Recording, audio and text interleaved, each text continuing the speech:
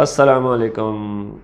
एक नवी खबर सुनी है जी, अमेरिका विच सऊदी अरब अमेरिका च कर रहा, साडा बरादर इस्लामी मुल्क अमेरिका सरमायाकारी कर रहा 600 अरब डॉलर की, तो इंडिया भी 100 अरब डॉलर की सरमायाकारी कर रहा कोई IT के शोबे च।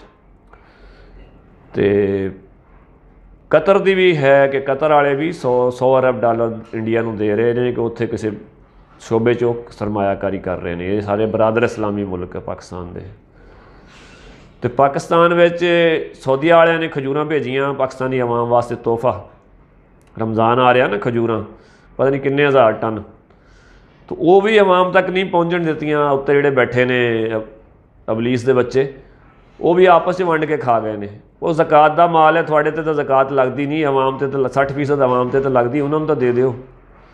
तो उधरों कतर वाले जिहड़े वो इंडिया तो सरमायाकारी कर रहे हैं, तो पाकिस्तान च तितरां बटेरां का शिकार करन आ रहे हैं सियादे।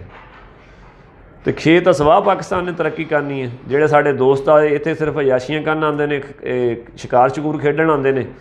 तो गौरमेंट का यही साड़ी गौरमेंट की लॉबिंग है, यही साड़ी गौरमेंट की सफारतकारी है कि वो इत्थे आके खेल कूद करन, अयाशियां करन तो चले जान, तो पैसे लाण दूसरे मुल्क जाके सानू ज़कात दियां खज्जियां देण, वो भी ना लभण आवाम नूं।